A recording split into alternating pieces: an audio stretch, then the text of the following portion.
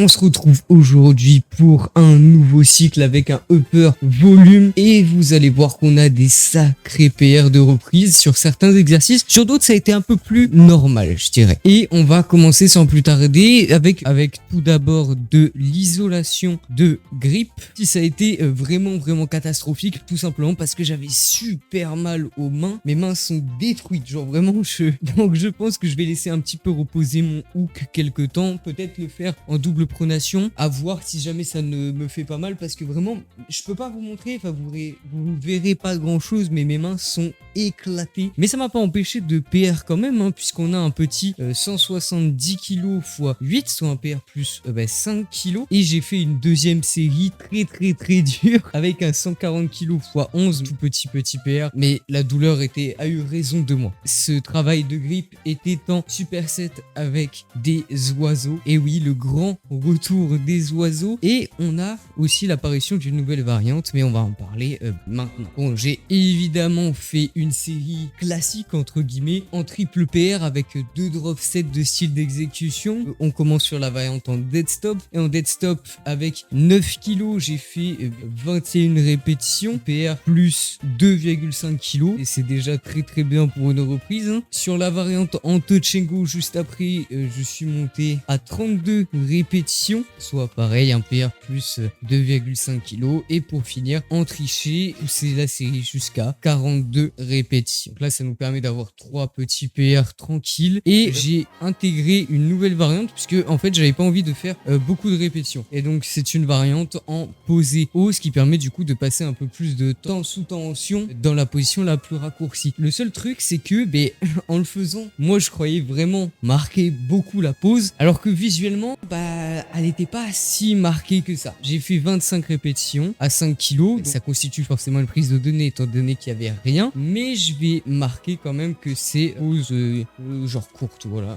Comme ça, je saurais qu'il faut éviter d'aller chercher au-delà de 25 pendant quelques temps, jusqu'à temps que je devienne significativement plus fort, ou alors il faudra que je mette significativement plus léger, par exemple 2 kg ou 3 kg. Voilà, donc ça c'était tout pour les oiseaux. Maintenant on va passer au dernier exercice qui travaille un petit peu d'autre chose que les bras, qui sont le focus de ce cycle, puisque maintenant on va parler des rotations cubaines avec support. Et donc j'ai fait 2 petites séries assez tranquilles, hein. On a une première série à 8 kg, et du meilleur bras j'ai fait 15 répétitions, soit un petit PR plus 1 kg tranquillement, et en deuxième série avec 6 kg de mon meilleur bras j'ai fait 22 répétitions, soit un PR plus 2 kg aussi. Donc là voilà, c'est des petites cases de compléter. On voit quand même que j'ai pris en force, tu vois, le 8 j'aurais dû en faire plutôt 13, le 6 j'aurais dû en faire plutôt 19, donc j'ai gratté des répétitions. Je pense qu'il va être très intéressant durant ce cycle, mais là pour le moment il n'y a pas grand chose qui a bougé non plus. Seulement ces rotations cubaines étaient en superset avec du curl pupitre. Et le curl pupitre, on a aussi des choses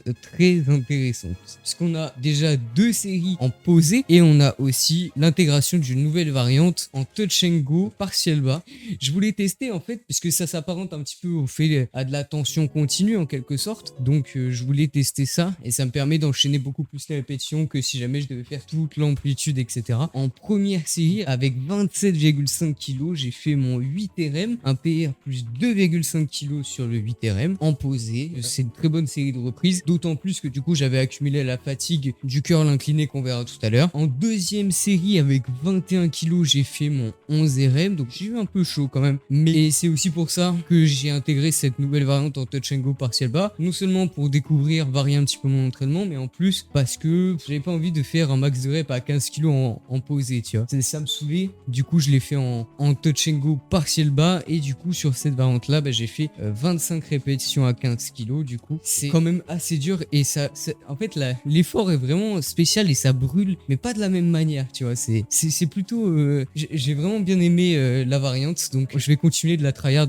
pendant un petit moment. Seulement maintenant on va passer aux extensions triceps à la poulie, parce que durant le dernier cycle j'ai surkiffé, et j'ai vraiment très bien progressé sur l'exercice, donc je me suis dit qu'il fallait absolument le remettre, et j'ai eu raison, puisque dès la reprise on a un très bon PR PR, puisqu'on a un PR plus quasiment 3 kg sur le 8 RM en triché, puisqu'avec 66,3 kg, j'ai fait mon 8 RM. Donc une très bonne perf de route. Ensuite, je suis passé sur mon Touch and Go classique sans triche, et avec 52,3 kg, j'ai fait 12 répétitions. Donc là, pareil, une bonne prise de données, en sachant que j'ai aussi gratté 2 répétitions en triché, un PR plus 5 kg, tout en ayant accumulé la fatigue du Touch and Go en strict juste avant, hein. Et en troisième série, avec 41 kg, j'ai été faire 23 répétitions, soit un PR plus 6 kg sur le 23 RM, et ça permet même de déloger une bonne case, et j'ai gratté quelques répétitions de plus en faisant monter la série jusqu'à 26 répétitions en triché. Ça permet aussi de déloger une case d'ailleurs. Déjà la dernière fois c'était absolument fou parce que les PR ils tombaient, ça faisait des plus 7, plus 10, plus 9. Là juste je reprends, je suis un peu perdu sur l'exo machin, je reprends full PR et des PR genre des vrais PR, tu vois. C'est vraiment impressionnant à quel point cet exo il bouge vraiment bien. J'ai hâte de continuer à prendre en force dessus en fait, tout simplement. Et maintenant on arrive aussi à un autre exo qui lui aussi a pris beaucoup de force ces derniers temps, puisqu'on va parler du curl incliné. Et là directement en première série, on a un PR plus 2,25 kg sur le 9 RM puisque j'ai fait 9 répétitions avec 18,5 kg. Donc ça, c'est une masterclass, ça permet de déloger 2 cases. En fait, on regagne la linéarité avec les nouvelles perfs qui étaient ce 20 kg, ce 19 kg. Donc ça fait plutôt plaisir. Et du bras gauche, la même chose, hein, puisque j'ai fait 6 répétitions avec 18,5 kg. Et donc là, ça permet aussi de faire un PR plus 2,25 kg et d'enlever cette fois-ci une seule petite case. Donc mon bras gauche est toujours un peu nerf comparé à mon bras droit. J'y prête pas plus attention que ça. Et sur la deuxième série, à 15,5 kg, j'ai fait uniquement 11 répétitions de mon meilleur bras, soit juste un petit PR plus 500 grammes. Et du bras gauche, j'ai fait 9 répétitions, soit aussi un petit PR plus 500 grammes. Vous pouvez peut-être gratter une rep sur les deux. J'ai peut-être fait un peu ma victime, mais écoutez, j'avais fait déjà un excellent PR sur la première série, donc c'est pas très grave. Et au pire, ça continuera de bouger tout le long du cycle. Et pour bien finir les bras, on va passer à la JM Press. Ça fait extrêmement longtemps que j'en ai pas faite. La dernière séance date de juillet sur l'exercice. Et écoutez, on a pareil des très bons PR, hein, puisque en première série avec 42,5 kg, j'ai fait mon 16 RM, soit un PR plus 7,5 kg en reprise. En deuxième série, j'ai fait 25 répétitions avec 33 kg, soit un PR plus 8 kg sur le 25 RM aussi. Donc globalement, on est plutôt bien. Et j'ai hâte de voir ce que ça va donner sur le reste du cycle. J'ai hâte de voir ce que ça va donner aussi sur les rep range beaucoup plus bas. Sur les rep range de force, je sais pas à quoi m'attendre du tout. Bon, je pense avoir pris peut-être 2,5 kg sur mon 1RM, plus ou moins. Mais j'ai hâte de voir,